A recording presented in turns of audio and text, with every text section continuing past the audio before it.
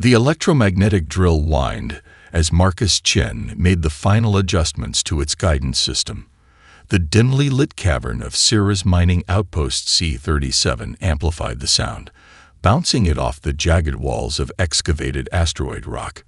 Titanium dust glinted in the beam of his headlamp as he tightened the last bolt with his bare hands. Company-issued power tools were too imprecise for this kind of delicate work. "Come on, you stubborn piece-off." The bolt suddenly gave, twisting into place as his calloused fingers applied pressure that would have triggered the torque warning on standard equipment. Marcus wiped sweat from his brow, leaving a streak of metallic grime across his forehead. Just another day maintaining the machines that kept humanity's outer colonies alive. The sharp crack of boots on stone made him turn. Not the shuffling gait of miners or the measured stride of site supervisors. These were military steps, precise and purposeful. Marcus Chen. The voice belonged to a woman in the unmistakable midnight blue uniform of Galactic peacekeepers. 4 more stood behind her, their expressions unreadable behind polarized faceplates. 2 carried pulse rifles, not standard for a civilian interaction. "That's me." Marcus stood slowly, instinctively wiping his hands on his coveralls. "Maintenance authorization is logged in the system if that's what. By authority of Earth Central Command and the Galactic Alliance Charter, you are hereby conscripted for emergency service." She extended a tablet displaying the triple helix insignia of Earth's High Council. "You will come with us immediately." Marcus squinted at the document. There must be some mistake. I'm just a drill technician. The peacekeeper's expression didn't change. "No mistake. Your specific physical attributes are required." She glanced at her wrist display. "We depart in 3 minutes. Gather nothing. All necessary items will be provided." Before Marcus could protest further, 2 of the armored figures moved to flank him. Not quite touching him, but close enough to make their intent clear. This wasn't a request. The journey from Ceres to the waiting peacekeeper vessel passed in a blur.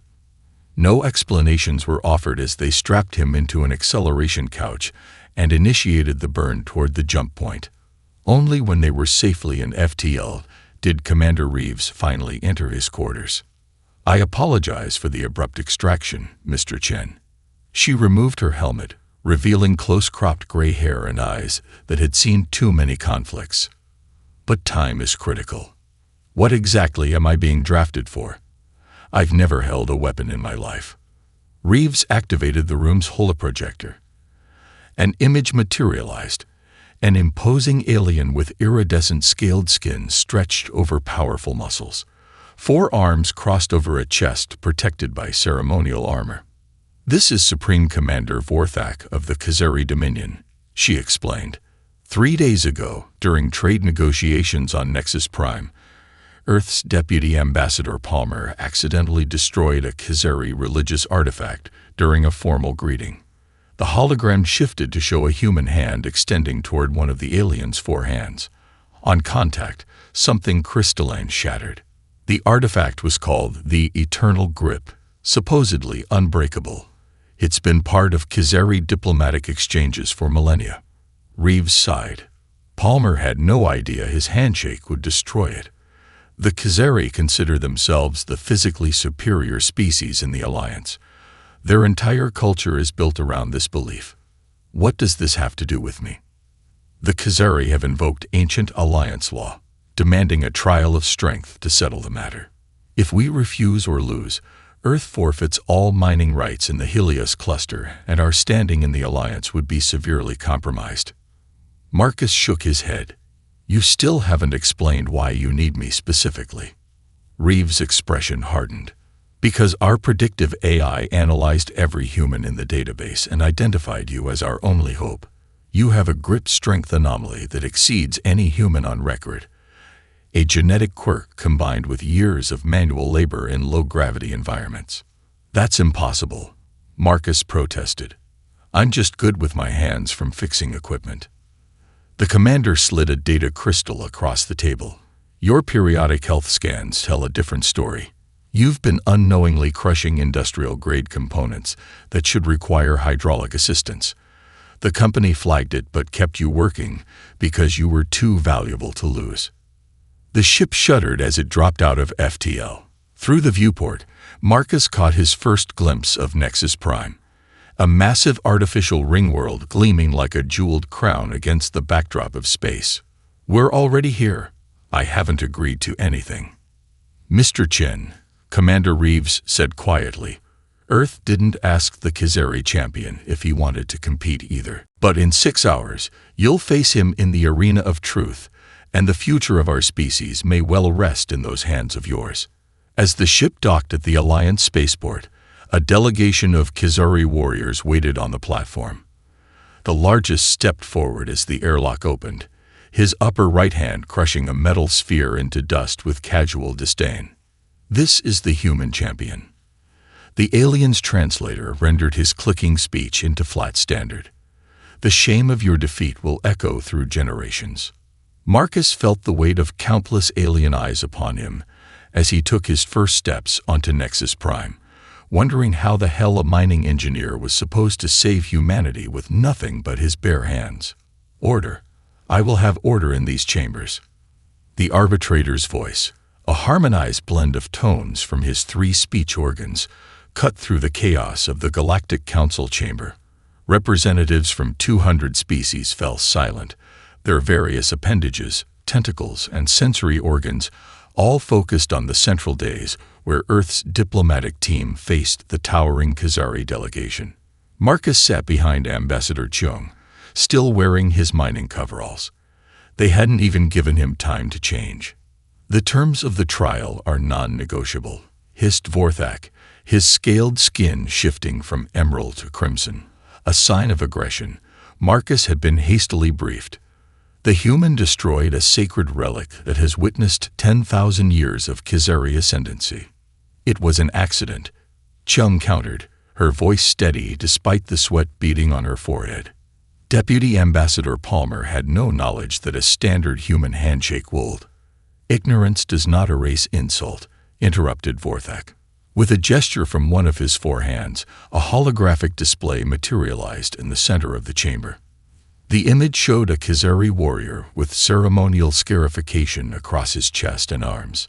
Standing nearly 3 meters tall, his musculature seemed impossibly dense beneath his iridescent scales. With casual ease, the warrior gripped the edge of what appeared to be a starship hull plate and tore it in half as if it were fabric. Kravex, scion of the Vorchtal bloodline, champion of 17 planetary contests, announced Vorthak with undisguised pride. "This is your opponent, human." The chamber erupted again, some species shouting protests, others chittering in what sounded disturbingly like anticipation. Marcus felt the blood drain from his face. "This is madness," whispered Chung. "We need to appeal to the High Arbitration Court." "There's no time," replied Commander Reeves, leaning forward. The Khazari deliberately invoked ancient protocols that bypass standard Alliance judiciary process.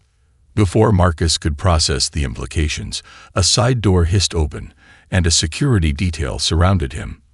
"Mr. Chen will come with us for preparation," said a slender being with pale blue skin. The preparation facility turned out to be a laboratory deep within the human embassy. Scientists in white coats swarmed around Marcus the moment he entered, scanning, measuring, and taking samples at a dizzying pace. "Remarkable myofibril density," muttered one, studying a holographic representation of Marcus's hand. "And the bone structure. I've never seen this calcium formation pattern in a baseline human." A severe-looking woman with augmented eyes approached. "Mr. Chen, I'm Dr. Eliza Vartanian, head of Earth's Cinephysiology Division. We don't have much time, so I'll be direct. You weren't born this way." Marcus stared at her. "What?" "Your birth records indicate you were part of the Cirrus Colonial Initiative, specifically from mining colony EC-17. She glanced at her datapad. What they didn't tell the colonists was that EC-17 was an authorized genetic modification experiment. Subjects received tailored adaptations for deep asteroid mining. That's illegal under Alliance law, Marcus said, feeling a cold knot form in his stomach. Hence the secrecy. Your enhanced grip strength, bone density, and muscle efficiency were engineered specifically for operating heavy machinery in low-gravity, high-pressure environments. Dr. Vartanian's expression softened slightly. You were never told because the project was terminated after the Proxima Rights Accords. A technician approached with a floating tray containing a silvery liquid. The nanite solution is ready, Doctor. Wait, Marcus said, raising his hands. What are you planning to do? Enhance what's already there, Dr. Vartanian explained. These nanomachines will temporarily increase your muscle responsiveness, reinforce bone structure, and optimize blood oxygen levels. It's our only chance against a Khazari champion. Marcus picked up a tablet showing the nanite schematics, his engineer's mind automatically analyzing the design. This connection point between the neural interface and the muscular enhancement module. He zoomed in. The stress tolerance is off by at least an order of magnitude. Dr. Vartanian blinked in surprise. That's impossible. We've checked. Trust me, Doctor, I've spent 15 years maintaining machinery under extreme pressure conditions. This junction will fail catastrophically under compression.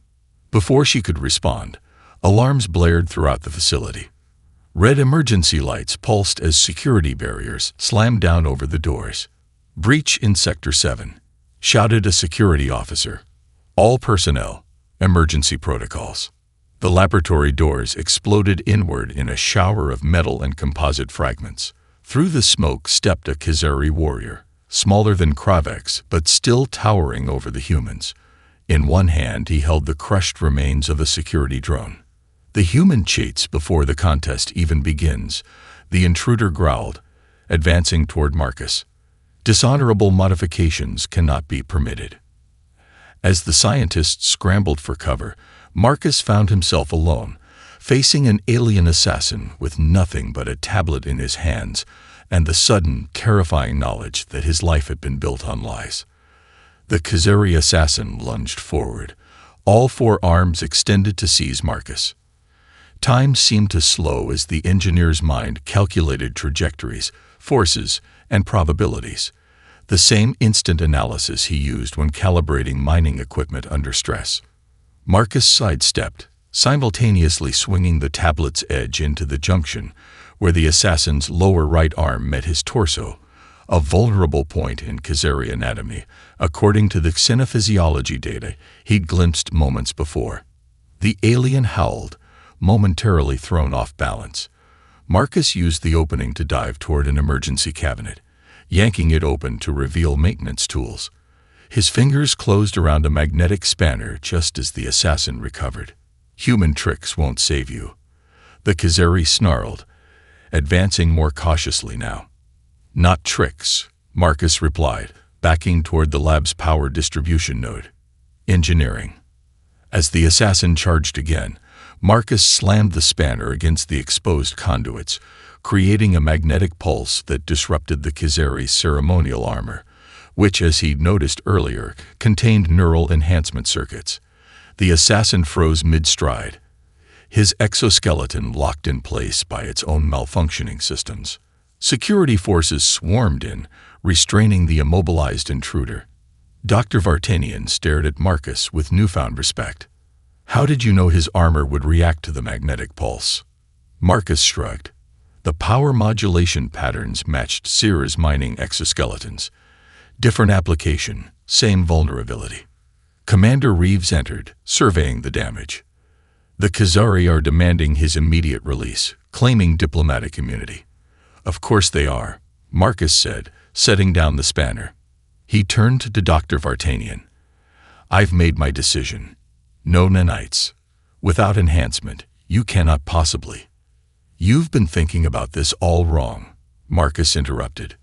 If I'm going to represent humanity, I'll do it as a human, not as some artificially enhanced version you've cobbled together.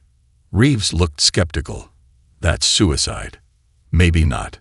Marcus walked to the holographic display showing his physiological scans. The Khazari expect me to try matching their strength directly. That's a losing strategy. But humans didn't evolve to overpower predators.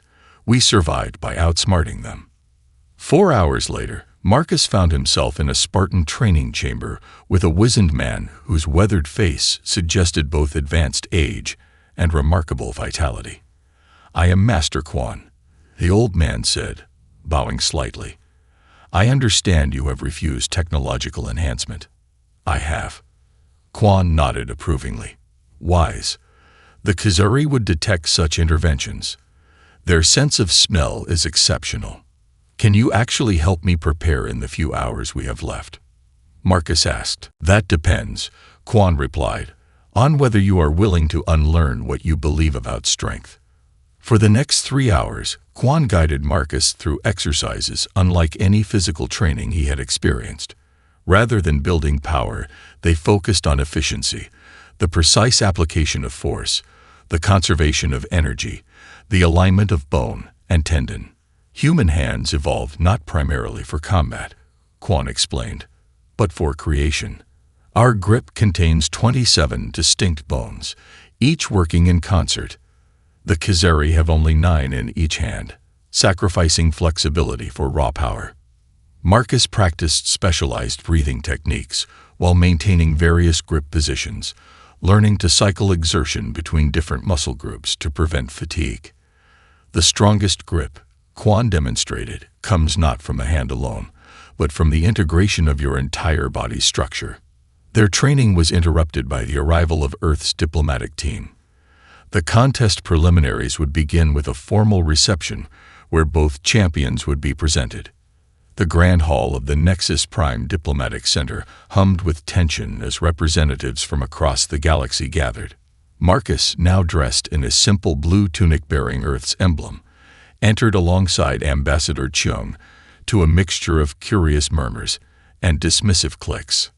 At the center of the hall stood Kravex, his massive form adorned with ceremonial combat markings. As Marcus approached, the Kazari champion deliberately lifted a solid stone sculpture from a nearby pedestal and crushed it to powder in his grip, letting the dust scatter across the polished floor. "A demonstration," Kravex announced, "of what awaits Earth's delicate representative." The room fell silent, all eyes on Marcus. Instead of responding with a show of force, he calmly approached a nearby display containing an ancient formation puzzle box, a notoriously complex object with thousands of interlocking components. With precise, fluid movements, his fingers manipulated the intricate mechanism, solving in minutes what took most species days to comprehend. The box flowered open, revealing its elaborate interior. "A demonstration," Marcus echoed softly, "of what human hands were designed to do." He met Kravex's gaze steadily. "Create, not destroy."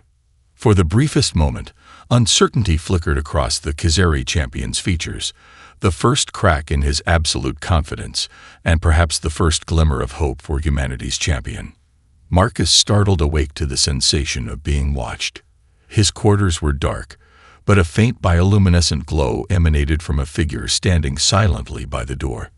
"I've bypassed your security protocols," said a melodic voice, quite primitive by Tellurian standards. Marcus reached for the alarm panel, but stopped when the figure stepped forward into the dim light. She was tall and impossibly slender, with translucent skin through which pulsed complex patterns of luminescence. Branching neural structures were visible beneath the surface, shifting with her thoughts. "I am Vexora," she said, "last archivist of the Tellurian Collective." "How did you get in here?" Marcus asked, slowly sitting up. "The entire floor is under Earth security lockdown." The Tellurian's inner lights flickered in what might have been amusement. "Your species thinks in such linear terms about space." She gestured toward the wall. "There are pathways in this station that predate the Alliance itself. What do you want?" "To show you something the Kazari have kept hidden for millennia." Vexora extended a diaphanous hand, "something that may save your life tomorrow, and many other lives as well." Against his better judgment, Marcus found himself following the ethereal being through a concealed access panel and into narrow maintenance corridors that appeared ancient, their design unlike anything in the modern sections of Nexus Prime. The Tellurians were among the founding species of the Alliance, Vexora explained as they descended deeper into the station. Before the Khazari joined, we were respected as keepers of knowledge. After, we became inconvenient. We remembered too much, preserved records they wished expunged. Her luminescence dimmed. Of the billions who once comprised the collective, fewer than 10,000 remain.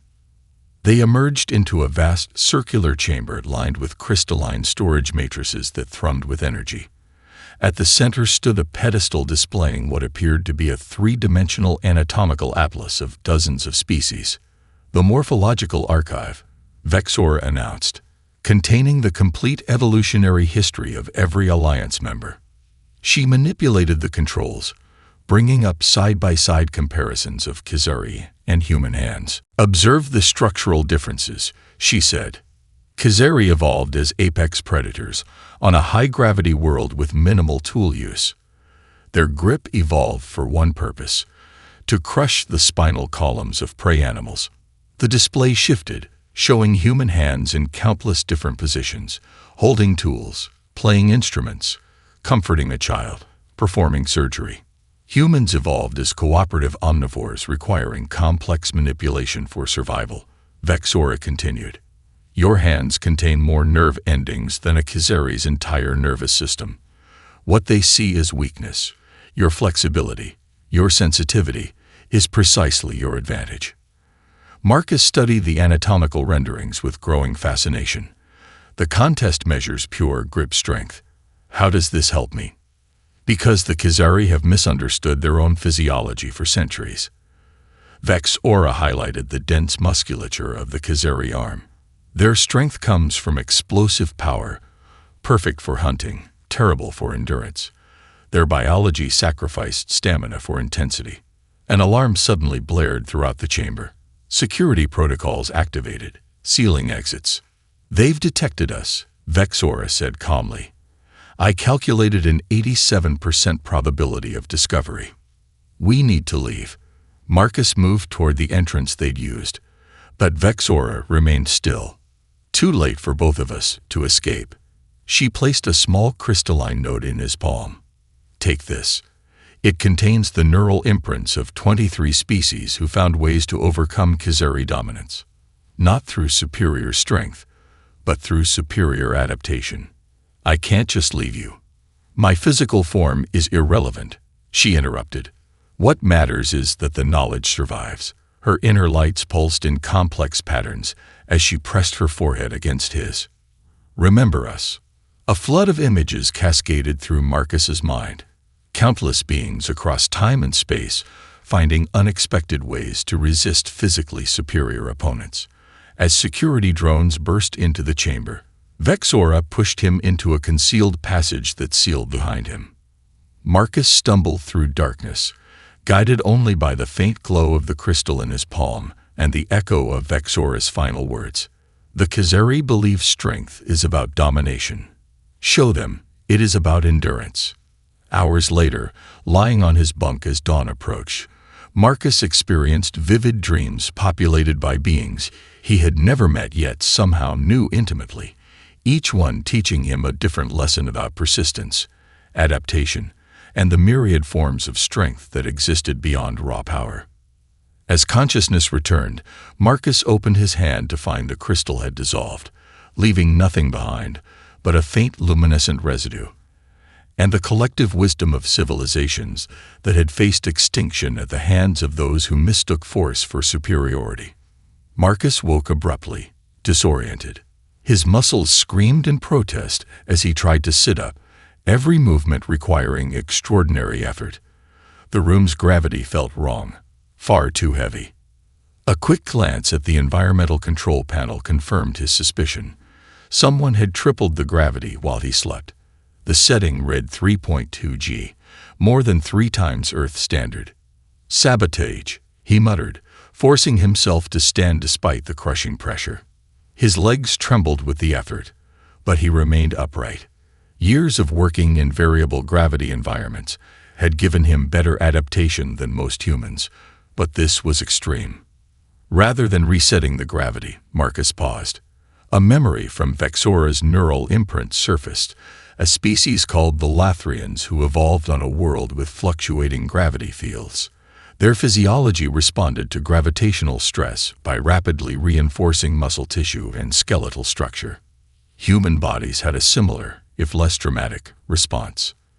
They gave me a gift, Marcus realized, allowing himself a grim smile as he began moving through the room, forcing his body to adapt to the crushing pressure. Each step was agony, but he could feel his system responding, compensating. By the time Commander Reeves arrived to escort him to the pre-contest banquet, Marcus had spent 3 hours acclimating to the enhanced gravity. "Your quarters were tampered with," Reeves said, looking at the readings. "We'll file a formal protest with thee." "No," Marcus interrupted, resetting the gravity to normal. The sudden lightness made him feel as though he might float away. "Let them think they've weakened me." The banquet hall gleamed with crystalline sculptures and anti-gravity displays, showcasing the history of the Galactic Alliance.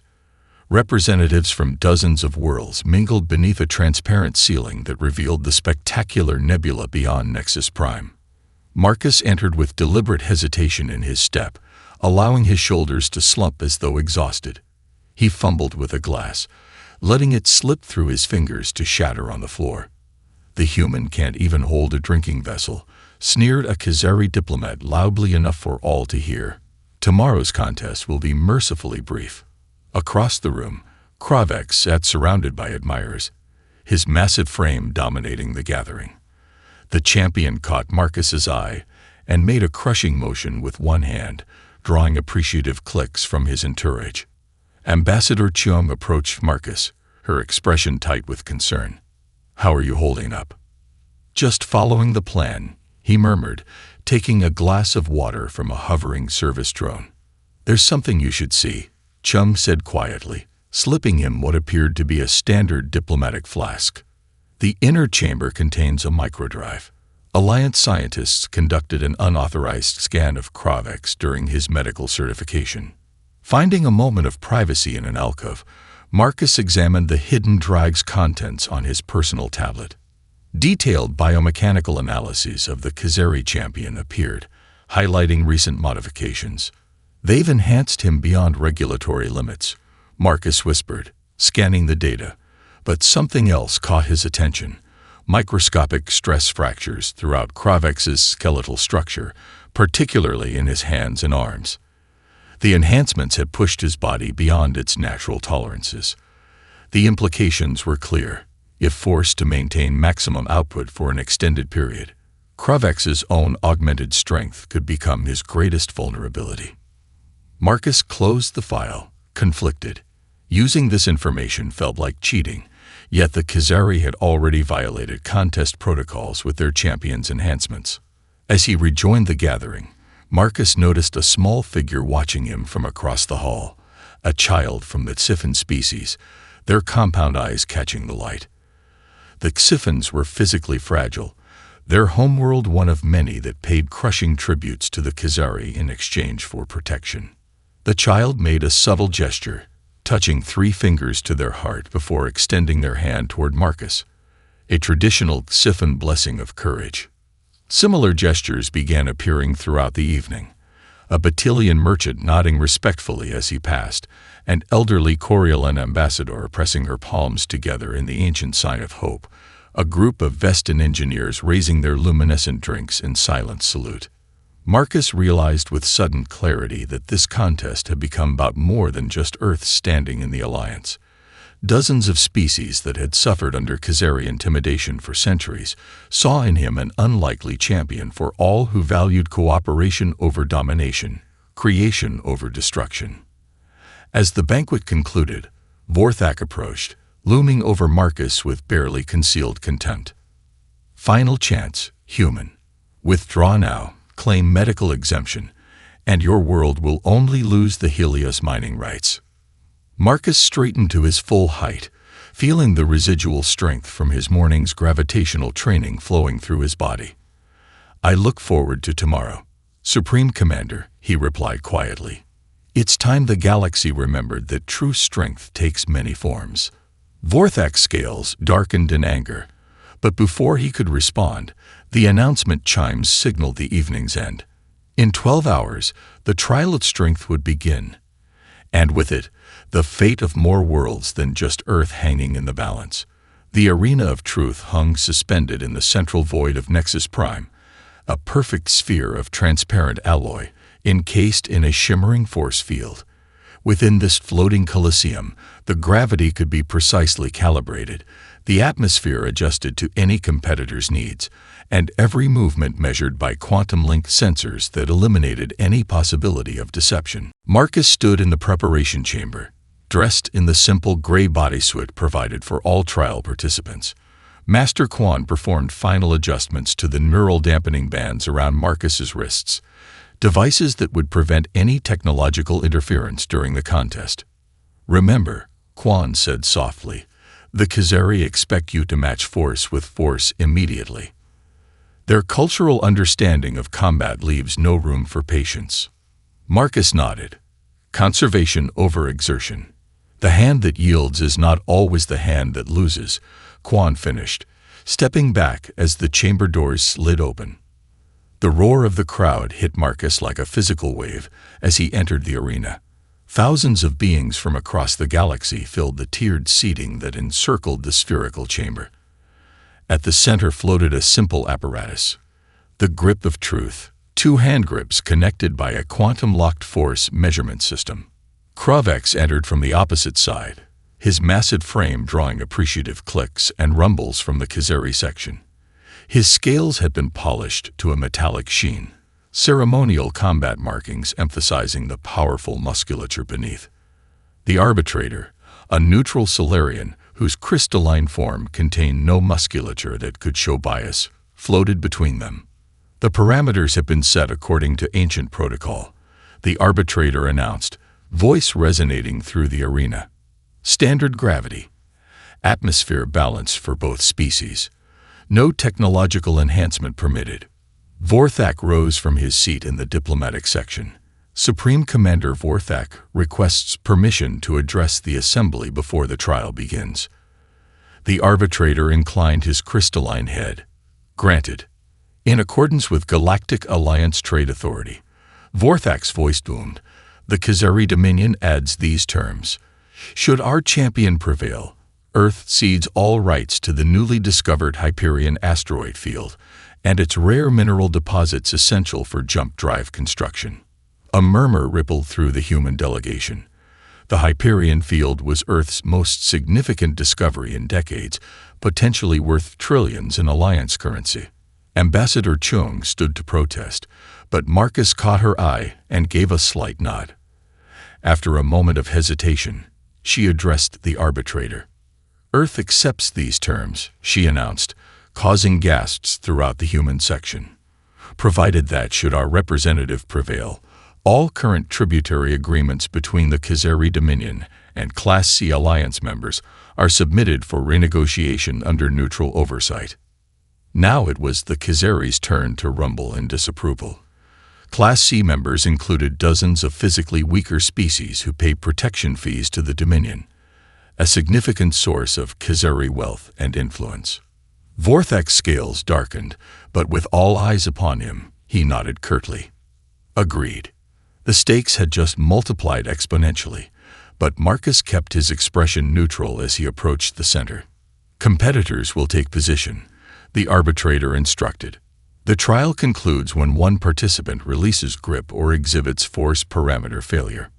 Marcus and Kravex each took one handle of the grip of truth. The device adjusted to their respective hand sizes, its quantum core beginning to glow as it calibrated to measure the applied forces. "Begin," declared the arbitrator, moving away. Kravex immediately clenched his massive hand, applying crushing pressure. The force meters spiked dramatically, and a collective gasp went up from the crowd. The pressure Marcus felt was astronomical, like trying to hold onto a mining drill during a gravitational anomaly. But instead of matching the Khazari's full strength, Marcus employed the technique Master Quan had taught him, applying just enough counter-pressure to maintain his grip while conserving energy. His force reading was barely a quarter of Kravex's, causing confusion in the arena. "The human yields already," shouted a Khazari observer. "Negative," replied the arbitrator. "Grip integrity maintained above threshold. The trial continues." Kravex's expression shifted from triumphant to puzzled as minutes stretched into an hour with no change. He gradually increased pressure, expecting Marcus to break. 2 hours in, the first signs of strain appeared on the Khazari champion's face. His species evolved for explosive power, ambush predators who overwhelmed prey in seconds, not endurance hunters like humans. Marcus maintained his efficient grip, employing the technique of rhythmically shifting tension between different muscle groups that Master Quan had shown him, never releasing pressure, but never allowing any single muscle set to fatigue completely. 3 hours passed, then 4.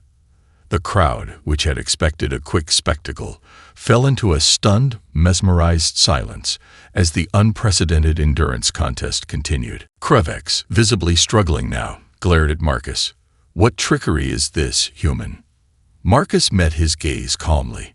"No tricks, just persistence." The 8th hour of the trial marked a turning point. Kravex's breathing had become labored, the natural iridescence of his scales dulling as his body diverted resources to his straining muscles. Micro-tremors ran through his massive frame, invisible to most observers, but clearly registered on the quantum sensors. Marcus felt his own agony as a constant companion now, every nerve ending in his hand and arm screaming for release. Yet within this pain he found an unexpected clarity. The neural imprints from Vexora's crystal had settled into his consciousness, allowing him to access memories not his own, techniques for pain management from species who had evolved in environments far more hostile than Earth. "This is unprecedented," murmured the commentator providing analysis for the billions watching across Alliance space. "No previous trial of strength has extended beyond 5 hours. We are witnessing history." In the Khazari delegation, panic had set in. Senior officials huddled with Warthak, their agitated gestures suggesting heated debate.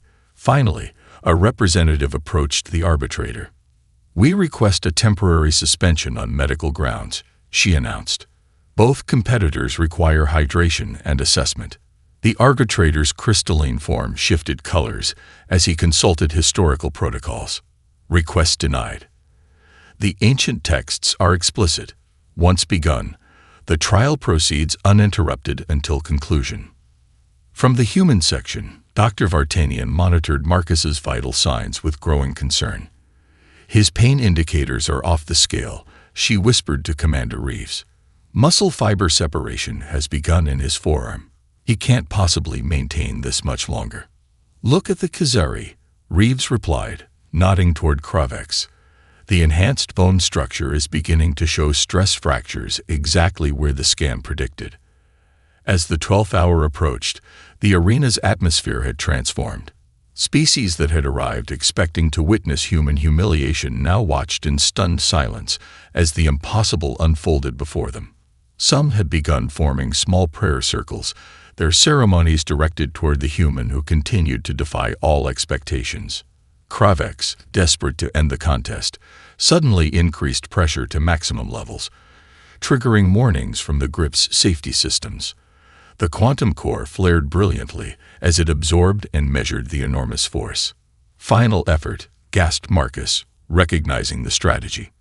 The Khazari was gambling everything on one overwhelming surge, sacrificing long-term endurance for immediate victory. Rather than attempting to match this desperate effort, Marcus did something unexpected. He began to speak. "On Earth," he said softly, his voice picked up and amplified by the arena's acoustic system, "there was a climber named Sarah Hall who continued ascending Mount Everest after losing 4 fingers to frostbite." The non sequitur confused Kravex momentarily, his concentration wavering.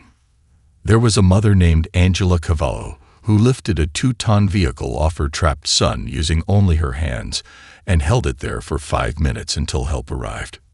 Marcus continued through gritted teeth. Astronaut Michael Collins repaired a critical oxygen valve using broken tools and numb fingers after 72 hours without sleep, saving his entire crew. The stories flowed through him, some from Earth's history, others from the neural imprints of species who had endured their own trials. He spoke not with bravado but with simple reverence for endurance in all its forms. Our strength, Marcus continued, his voice growing stronger despite his physical agony, isn't in never feeling pain. It's in continuing despite it. The words echoed throughout the arena and beyond, translated into thousands of languages across the Alliance. For many listening, it was the first time they had heard human philosophy expressed so directly. Kravex's expression shifted from contempt to confusion, and then, most surprisingly, to recognition. Raised on tales of Khazari superiority, he found himself facing not just physical challenge but philosophical crisis. In the 15th hour, the inevitable occurred. The microfractures in Kravex's enhanced skeletal structure began to compound. Pain unlike anything he had been trained to endure shot through his arm as bone fragments pressed against nerve clusters. Driven by desperation and cultural imperative against admitting defeat, Kravex attempted a final forbidden tactic. He surged forward, trying to crush the entire grip apparatus rather than continue the contest according to protocol. The quantum core, designed to measure and redistribute force evenly, instantly compensated. The champion's own enormous strength rebounded through the device, concentrating at the weakest points in his hand structure. A crack echoed through the silent arena, not from the device, but from within Kravex's hand as multiple enhanced bones shattered simultaneously. The Khazari champion roared in agony, his grip failing as the safety systems immediately disengage. Marcus remained holding his side of the apparatus, bloodied fingers still locked in position despite his body's desperate signals to release. Trial concluded, announced the arbitrator, voice echoing in the stunned silence. Victor, Marcus Chen of Earth. Chaos erupted in the arena of truth. The Khazari delegation surged to their feet, roaring protests as medical teams rushed toward both competitors. Representatives from dozens of worlds broke protocol, flooding onto the contest floor in a mixture of celebration and disbelief. Get the human immediate medical attention, Commander Reeves ordered, pushing through the crowd. Priority 1. But Marcus, still conscious despite his injuries, raised his uninjured hand. Wait. He turned toward where Kravex had collapsed, surrounded by Khazari medics. Help him first. The request silenced the nearest observers. A human, prioritizing his opponent's care after such a contest, defied all Khazari propaganda about humanity's selfish nature. Both will receive treatment simultaneously, declared the arbitrator, his crystalline form pulsing with authoritative light as order was gradually restored. In the medical bay, regeneration fields hummed over Marcus's damaged hand and arm. Cellular repair accelerators worked to reverse the extensive tissue damage, though the physicians warned he might never regain full function without cybernetic augmentation. Ambassador Chung entered, her expression a mixture of exhaustion and triumph. The Galactic Council has convened an emergency session. The outcome has significant implications. The tributary agreements, Marcus asked, already in flux. 17 Class C member worlds have formally requested renegotiation under neutral arbitration. The Khazari delegation is in disarray. She paused. You've changed the balance of power in ways we couldn't have imagined. Marcus closed his eyes, feeling the phantom pressure of the grip still lingering in his nerves. It wasn't about power. It was about perception. Hours later, as Marcus was preparing for transport back to Earth, an unexpected visitor arrived at his recovery room. Kravex, his shattered hand encased in an advanced regeneration field, entered alone. The Khazari champion stood silently for a moment, 4 arms hanging unusually still at his sides. His scales had dulled to a matte gray, a sign of deep contemplation in his species. You could have defeated me sooner, he finally said, voice lacking its former resonance. You knew about my skeletal weaknesses. Marcus nodded slowly. The scans showed stress fractures from your enhancements, yet you chose endurance over exploitation. Kravex moved closer, studying Marcus with complex compound eyes. Why? Because victory wasn't my goal, Marcus replied. Understanding was.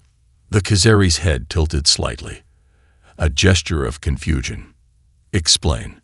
For generations, your people have defined strength as dominance, the ability to overpower others. Marcus gestured toward the viewport where Nexus Prime's vast structure curved away into space. But look what cooperation built. No single species could have created this station alone, no matter how physically powerful. Kravex was silent for a long moment. Our histories teach that before joining the Alliance, we conquered 17 solar systems. None could match our strength.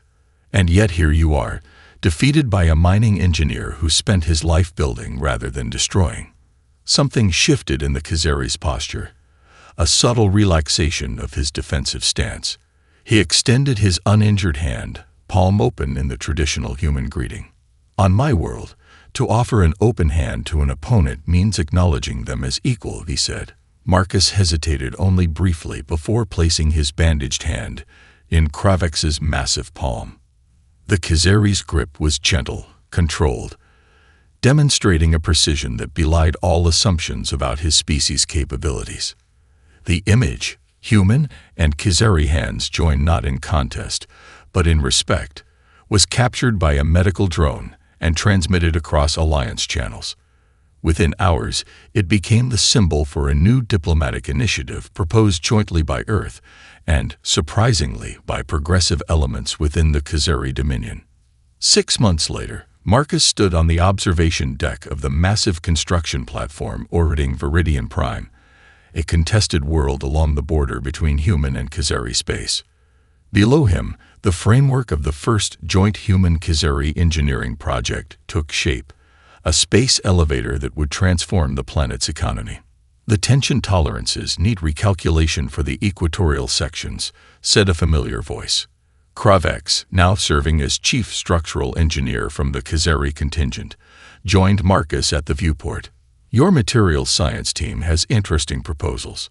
They worked side by side, human precision complementing Khazari strength as they refined the designs. Dozens of species contributed to the project, each bringing unique perspectives shaped by their evolutionary paths. The Tellurian Memorial will be positioned here, Marcus indicated, adjusting the holographic model. A small shrine dedicated to Vexora, and her people would stand at the elevator's midpoint, a reminder of knowledge preserved at great cost. As the station rotated, bringing the elevator's gleaming structure into sunlight, Marcus caught sight of his reflection in the viewport glass. His right hand would never regain full strength. Some damages went beyond regeneration. Yet as he watched the diverse teams working together below, he understood that his injured hand had built something far more important than any single structure. It had built a bridge between worlds. What humans call weakness, Kravex observed, following Marcus's gaze, my people are learning to call adaptability. Marcus smiled slightly. And what we once feared as strength, we now recognize as just one form of it. Together, former adversaries turned back to their work, their hands, one massive and powerful, one skilled and precise, collaborating to create something neither could have built alone.